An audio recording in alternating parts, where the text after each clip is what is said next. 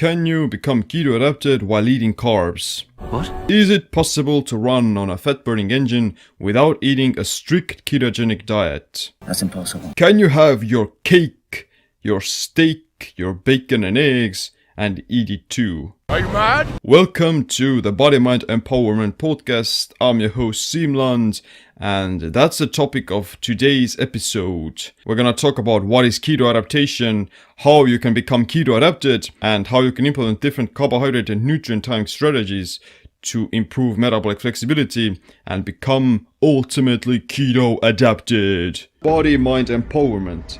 Get stronger, faster, smarter, quicker, friendlier, more helpful, more driven. Everything the body needs. Control your mind. Okay, I'm gonna give you like a huge spoiler. Yes, you can become semi-keto adapted while eating some carbohydrates, and you can get into ketosis without eating the ketogenic diet. Ta-da! But first of all, we have to define what are ketosis and keto adaptation. They may sound very similar, but they have their own nuances. Here's the difference. Being in ketosis is the actual metabolic state with ketone bodies of 0.5 millimoles and above. You can be in mild ketosis already after fasting for 24 hours, but it doesn't mean that you're gonna be using that fat and ketones for fuel. You can also raise your ketones by taking ketone supplements, but it doesn't mean that you're gonna be burning them for ATP. Higher amounts of ketones in the blood show signs of being in ketosis, but they're not indicative of greater fat oxidation or keto adaptation. It's a trap! Keto adaptation is the process by which your body adapts to using fat and ketones as a primary source of energy instead of glucose. This is more of like a matter of degree. There are different stages to keto adaptation, and they're gonna gradually improve your body's ability to use fat and ketones as fuel at different intensities of physical exercise. The difference between being in ketosis and being keto adapted is like the difference between a light switch and natural sunlight.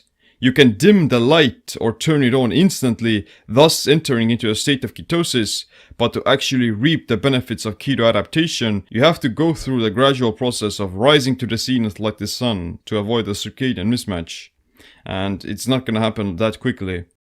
The fact of the matter is that to successfully follow the ketogenic diet long term, you have to become keto adapted, because you can have up to 3.0 millimoles of ketosis but still feel like crap.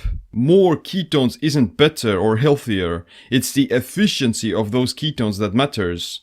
When your body becomes more keto adapted, your metabolism changes its liver enzymes and other metabolic functions to preferring more fat and ketones as an alternative fuel source to glucose, and there are many benefits to being keto adapted.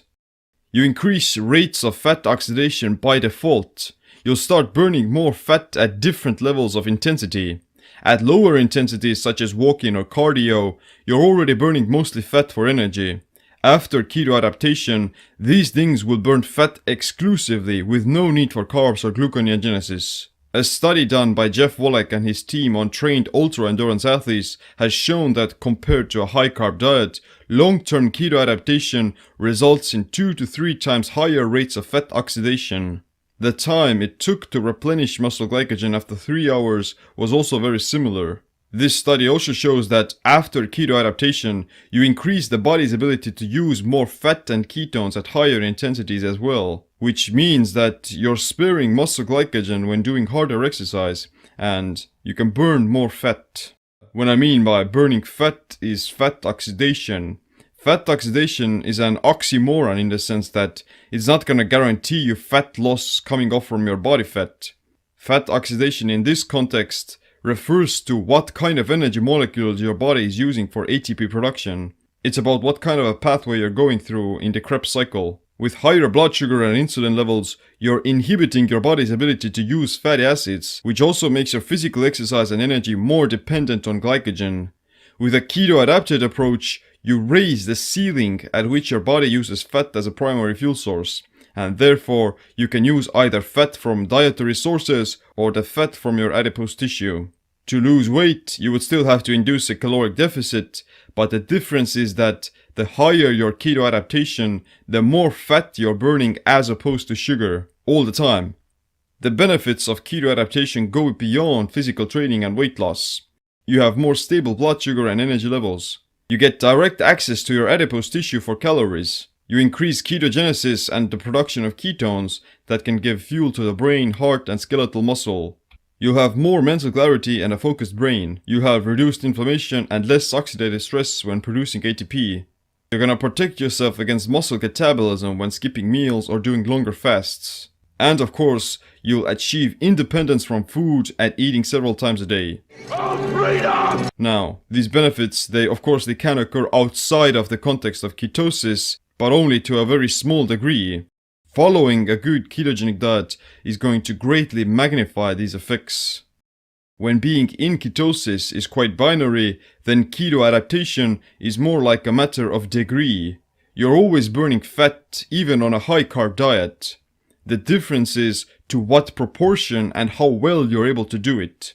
If you've just eaten a meal that has plenty of carbohydrates and spikes your insulin, then you're kicking yourself out of ketosis, you're lowering blood ketones, and you decrease your body's fat oxidation. Even eating a meal with lower glycemic carbs that have a lower insulin release, like lentils, tubers, quinoa, or buckwheat, you're still filling up your liver glycogen, which is gonna inhibit ketosis. After a few hours, your blood sugar drops again, and if you haven't eaten anything for about 4 to 6 hours, you're gonna gradually start increasing the amount of fat burned again. However, to start producing ketones, you have to deplete your liver glycogen, whether through fasting for 16 to 20 hours, eating keto for a few days, or exercising for several hours in a row. You can quote-unquote be in ketosis and register 0.5 millimoles of blood ketones after doing fasted cardio after 20 hours of fasting, but you may still experience the keto flu because your body doesn't know what to do with those ketones, due to lack of keto adaptation. To become better at using ketones for fuel and increase keto adaptation, you would have to follow a low-carb keto diet for a longer time, to allow your body to readapt its metabolic pathways. You can get into ketosis and have more ketones in your blood within 2 to 5 days, but the fruits of keto adaptation reveal themselves gradually. The first signs of improvements in performance tend to happen within 2 to 3 weeks. Then the next milestone may happen after 2 to 3 months, and the higher potential can be achieved after 6 to 12 months. The fact of the matter is that to reach the absolute peak of fat oxidation wherein your body is burning exclusively fat even at high intensities, you would have to follow a very strict keto diet for a significant period of time. I'm talking about maybe more than a year. However, like I mentioned, keto adaptation is a matter of degree, and you may not need to go into that deep ketosis to improve your fat oxidation rates. Maybe your goals don't require that much fat oxidation. I haven't had a carb since 2004. Which also brings us to the question, can you become keto adapted while eating carbs? We know that your body uses fat, ketones, and glucose at different intensities of activity. With keto adaptation, you increase the rate at which your body can burn ketones at higher intensities, thus you're gonna spare glycogen. Keto adaptation results from nutritional ketosis, but it's not needed to maintain it. You have to go through a period where your liver enzymes and metabolic processes change, so you could have the ability to burn fat for fuel. However, your degree of keto adaptation changes throughout the day, depending on what you ate, how you exercised, are you stressed out, how you slept, and what other activities you do. On a high carb diet, you're not fully keto adapted, but if you were to fast for 2 to 3 days or eat zero carbs for a few days, you'll gradually start increasing your body's fat oxidation rates. But because you're not that well keto adapted, you will also experience higher rates of gluconeogenesis because your body has higher demands for glucose. This leads to significantly more muscle catabolism, as to compensate the body's glucose needs by turning muscle tissue into glucose. On a semi-low carb diet like paleo, the zone, the Mediterranean diet, or a quote-unquote balanced diet, you're running on a sugar-burning engine, but because you're still restricting your carbs to some degree, you'll experience transient ketosis if you were to fast for longer than 20 hours or if you were to exercise very hard. Your fat oxidation rates will be higher than if you were to eat high carb, but you will still feel the need to consume more glucose after depleting your glycogen. On a low-carb keto diet, you're in ketosis virtually all the time, and your keto adaptation is higher by default. In this context, It refers to how well your body can use fat as a source of energy through the Krebs cycle. Like I said, you can burn fat on whatever diets. Where's the fucking Twinkies? Okay, maybe not eating a high-calorie, standard American SAD diet, but keto adaptation depends on how you get access to its adipose tissue and how it's gonna be used. The key to keto adaptation is to signal your body that there's not much excess energy floating around the system, which is gonna activate pathways of improved fat oxidation. Glycogen depletion is the most direct way of switching over from burning glucose to burning fats and producing ketones. The liver won't start producing its endogenous ketones if there's excess glucose in the bloodstream. There are 100 to 150 grams of glycogen in the liver, and it takes about 16 to 24 hours to deplete it. Muscle glycogen can store up to 300 to 500 grams of glycogen, but you don't need to empty muscle glycogen to get into ketosis or produce ketones. Muscle glycogen gets used during high-intensity exercise, and it can even get replenished without the consumption of carbohydrates through the same process of gluconeogenesis. Fatty acid molecules can be converted into glycogen. Essentially, whenever your body is running low on glycogen, it ramps up ketone production and activates other metabolic processes that promote keto adaptation. AMPK, or AMP-activated protein kinase, is a fuel sensor that gets released in energy deprivation, whether through diet, exercise, thermal exposure, or the consumption of certain medicinal herbs and compounds, like turmeric or ginseng.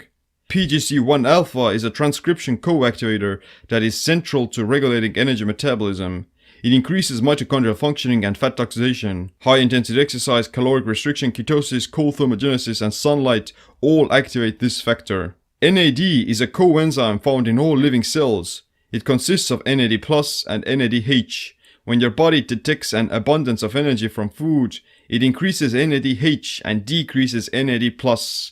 Low levels of NAD+ accelerate aging, cause chronic fatigue, promote weight gain, inflammation, and disease. That's why it's never a good idea to give your body more energy than it needs. Things that increase NAD+ are exercise, fasting, caloric restriction, ketosis, and infrared saunas. SIRT1 is a protein that's associated with longevity, and it's needed for NAD+ to function properly.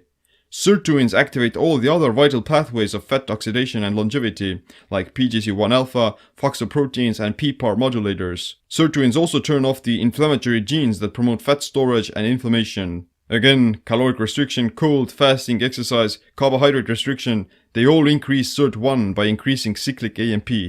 There aren't many secrets to increasing fat oxidation. You have to deplete your body's fuel, whether through fasting, exercise, or carb restriction.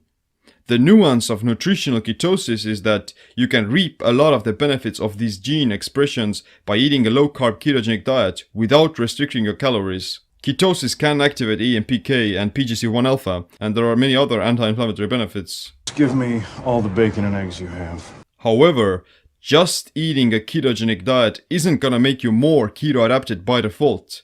You can spike up your blood ketones with MCT oil, high amounts of butter, steak, or exogenous ketones, but it doesn't mean that you'll be burning those ketones for energy. The fact of the matter is that to reach a higher potential of keto adaptation, you have to exercise and fast. There's no way around it. You have to put energy demands on your body.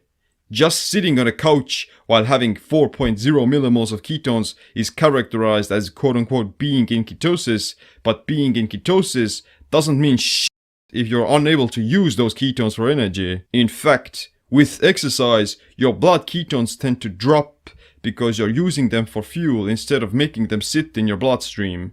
That's why people who have become keto-adapted after a long time tend to register lower amounts of blood ketones. Therefore, no matter what diet you're on, physical exercise is probably the #1 way of increasing fat oxidation.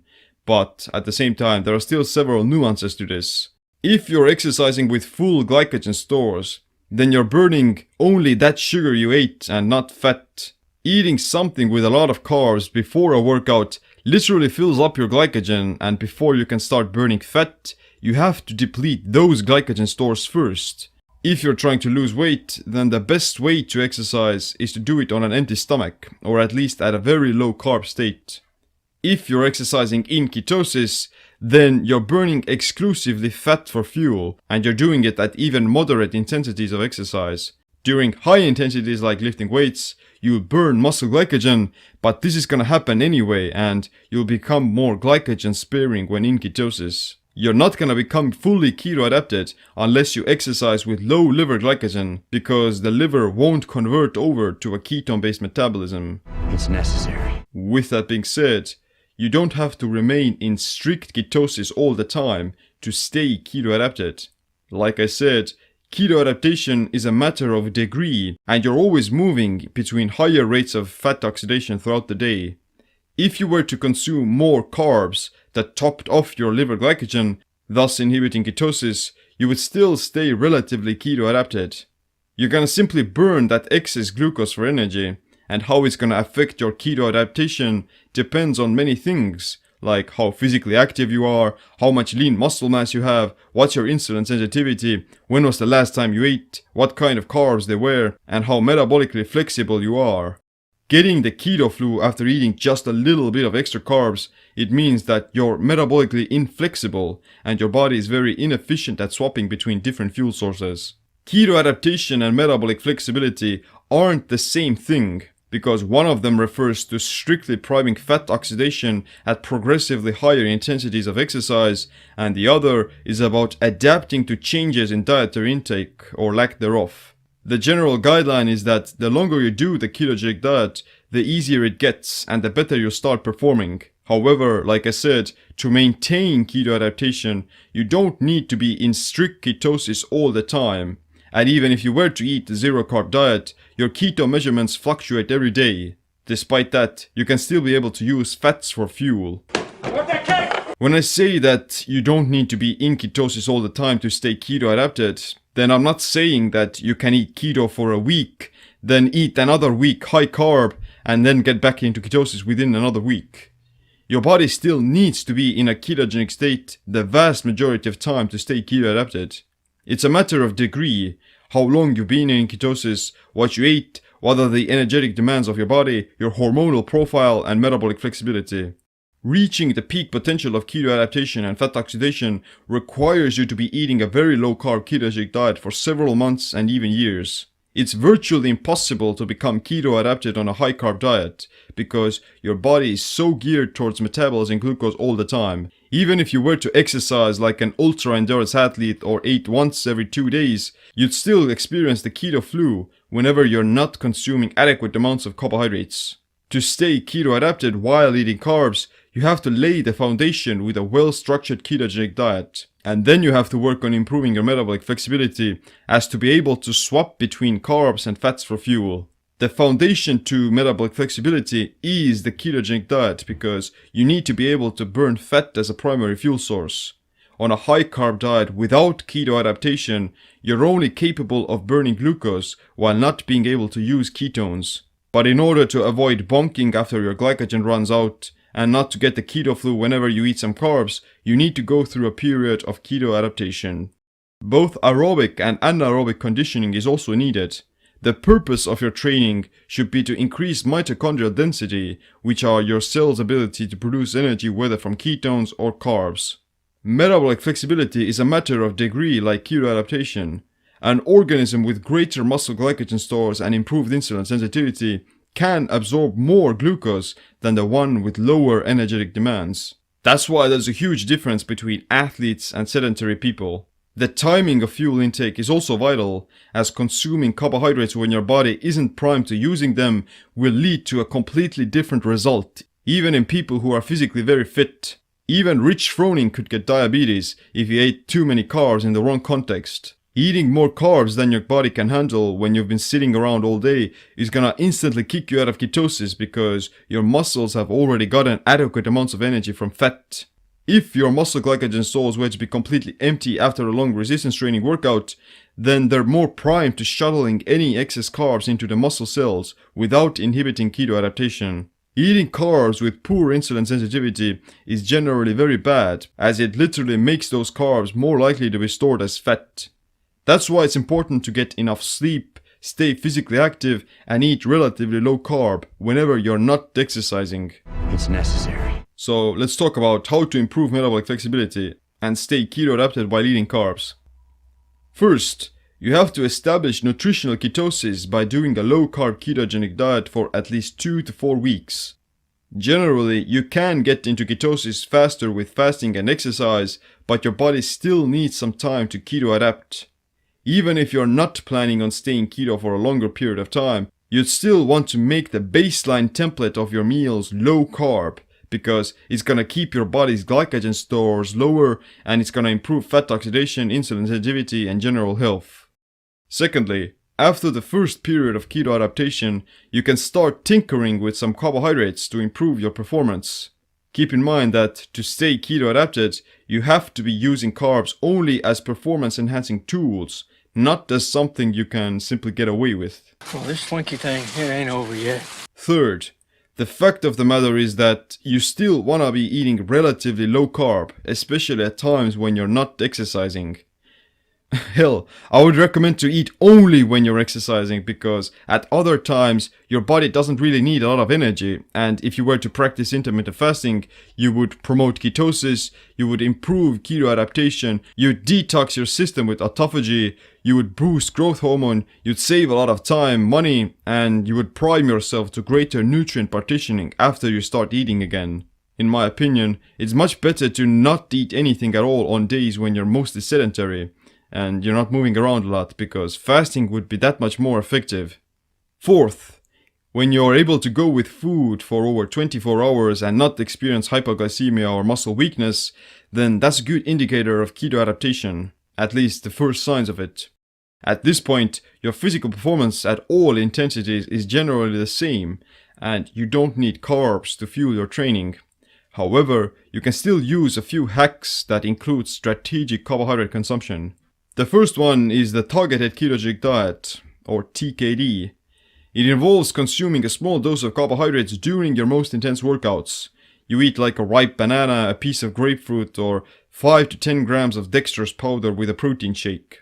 This suits best for sports that involve the creatine phosphate system, or a lot of anaerobic bursts such as CrossFit, Ironman triathlon, team sports, or pro bodybuilding. Less intense exercise that has more frequent resting breaks, like powerlifting, track and field, or gymnastics, they don't require that many carbs because your glycogen stores have more time to replenish themselves. Nevertheless, you can still safely do TKD with these sports and stay keto adapted. Activities that don't suit the targeted keto diet are low intensity cardio, endurance sports, yoga, walking your dog, mobility, or recreational activities like bouldering. The second one is the cyclical keto diet. It involves eating keto for 5 to 6 days, then having a day of eating more carbohydrates, and then returning back to keto. In my opinion, this is not ideal for staying keto adapted because you may experience the keto flu after the first 2 days of carbing up. However, if you do these more often, then you can improve your metabolic flexibility and you can probably learn to get back into ketosis faster. It also depends on how many carbs you're consuming and whether or not your muscle glycogen stores have been depleted before you carb up. Like I said, you have to be exercising quite hard in order to eat carbs and stay keto adapted. If you're trying to lose weight or if you have poor blood sugar, then you definitely don't need carbs from either the targeted or the cyclical keto diet. You want to eat strict keto and even practice more intermittent fasting. Honestly, I think the cyclical ketogenic diet works only for building a lot of pure mass because of the carbs. They're gonna make you hold onto more water. However, for performance events like a powerlifting meet or a triathlon or a football game, then CKD is not ideal because you'll probably feel slightly more tired after you carb up and your performance is going to actually suffer. You'd feel a lot stronger and awake if you were to do the targeted keto diet instead. Are you even woke? The third strategy is something called carb backloading, where you eat low carb all day, then you go to the gym to have a muscle glycogen depleting workout, and then you have dinner with few extra carbs like a sweet potato, a bit of fruit or some rice. In my opinion, this should be the default menu of anyone who is not even doing the ketogenic diet. You still want to be eating as low carb as you can when you're not exercising because it's gonna prime your body to be in a healthier and more fat burning state. How many carbs you should consume after the workout depends again on how much muscle mass you have, how depleted your glycogen is, how do you sleep, and what your training goals are. Generally, a well-trained athlete could probably get away with eating 100 to 150 grams of carbs and still stay keto-adapted with carb backloading. Carb backloading works best for building lean muscle mass very fast, because you'll be in mild ketosis in the morning, and then the carbs in the evening, they can promote muscle hypertrophy. The effect of muscle growth is gonna be actually much bigger than if you were to eat high carb all day, because you'll be more insulin sensitive and your muscles, they're gonna absorb that glucose much more effectively. Adding a longer period of intermittent fasting will also increase your tolerance for carbohydrates. Which brings me to the point of, can you eat one meal a day with high carb and stay keto adapted? The short and sweet answer is probably not. Fasting is one of the most ketogenic things there is, because you're literally converting your body fat into energy. However, even OMAD with 22 to 23 hours of fasting and 1 hour of eating isn't enough to compensate for a high carb menu. And when I'm talking about high carb, then I refer to a diet with carbs exceeding the 60% of total macros. It simply takes way longer to deplete your glycogen before you could start reaping the benefits of ketones. With that being said, carb backloading on one meal a day with about 100 to 200 grams of carbs and the rest of the calories coming from fat and protein could probably work if you trained really hard. If you're doing a lot of resistance training in particular, then you could potentially eat 100 to 200 grams of carbs in the evening and be in ketosis the next morning, because all the carbs will be shuttled into muscle glycogen. But then again, it depends on your lean muscle mass and actually training hard. If you're fat, then you don't need this. You've been meatballed. As you progressively become more keto adapted, you get better at using fat and ketones for fuel, even at higher intensities of exercise. You want to use these carb up strategies only in very specific circumstances wherein you actually require some more glucose. The exercise has to be quite intense and near maximum effort. At the same time, eating a sweet potato or even a piece of bread that's going to exceed your daily carb intake by, let's say, 60 to 80 grams is gonna probably inhibit ketosis, but it's not gonna make you lose keto adaptation fully. You don't have to become dogmatic or overly affectionate towards any particular way of eating, whether that be keto, paleo, veganism, if it fits your macros, or fasting. Do what's best for your health and goals, but at the same time, don't eat carbs when you don't need them, because it's gonna prime your body to be more effective with the carbs you use afterwards. If you were woke, then you would. Context is everything when it comes to staying keto adapted, because you have to make sure that the carbs you do eat are consumed when your body's energy demands are higher and your muscles are more sensitive to glucose. That's the overarching message of this colossal topic of keto adaptation. We definitely don't know a lot about how the body actually works, but we can still use the information we have to the best of our ability. So to recap, here's the general blueprint for keto adaptation. First, eat low-carb keto meals most of the time, even if you're doing a non-keto diet. You want to keep your insulin and blood sugar low no matter what you eat. 2. When you're not exercising, you're actually better off by doing intermittent fasting, because it's going to promote ketosis, makes you more insulin sensitive, and improves tolerance to carbs. 3. The initial period of keto adaptation takes about 2 to 4 weeks, and you need to stay low-carb keto the entire time. 4. Before trying any carb up strategies, you have to be at a lean body composition, not have any blood sugar problems, not be insulin resistant, and not be sedentary. 5. If you've eaten a good ketogenic meal before exercising, then chances are you don't need any carbs or workout shakes, because you already have enough energy in the body. You definitely don't need BCAAs on keto. 6. In my experience, and in most cases, using the targeted ketogenic diet with about 5 to 10 grams or even up to 20 grams of carbs is ideal for boosting physical performance while using both glucose and fat for fuel. If you consume those carbs during the most intense exercise, you're not going to harm your keto adaptation, and you'll actually improve metabolic flexibility. 7. Carb backloading can keep you keto adapted and put you into ketosis at least for some parts of the day, as long as you still eat a limited amount of carbohydrates. 8. Cyclical ketogenic dieting will probably kick you out of ketosis and inhibit keto adaptation for the next few days, but you can get back into it within a few days again. And 9. As your keto adaptation increases, or if your energy demands are higher due to exercise, you can get away with eating slightly more carbs without getting kicked out of ketosis even. Physically very active people can probably get away with eating 50 to 100 grams of carbs while staying keto, but that physical exercise has to be high intensity. All of this still depends on the context of the situation, your muscle mass, your glycogen state, your gut microbiome, your carbohydrate timing, and even how well you slept last night. The only thing you can do is experiment, look at your results, and then adjust your behavior accordingly. If it were easy, everyone would do it.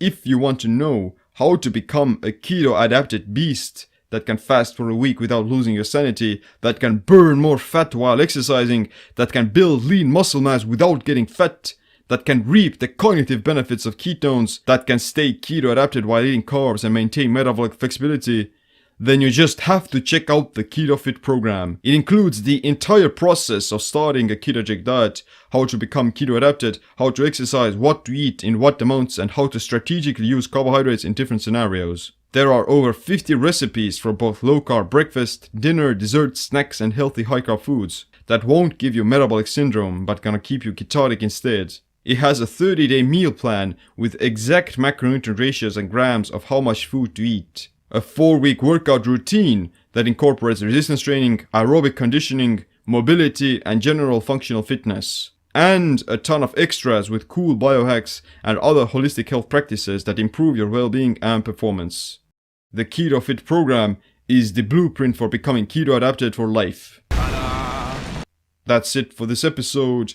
You probably gained some more insight into what is keto-adaptation and how you can stay more keto-adapted. But most importantly, you have to practice and see how your body responds to different fuel sources. If you want to support us, then I would greatly appreciate it if you could leave us a review on the iTunes or the other social media platforms. Definitely check out the show notes for the topics that we discussed in this episode. Thanks for listening. My name is Seem.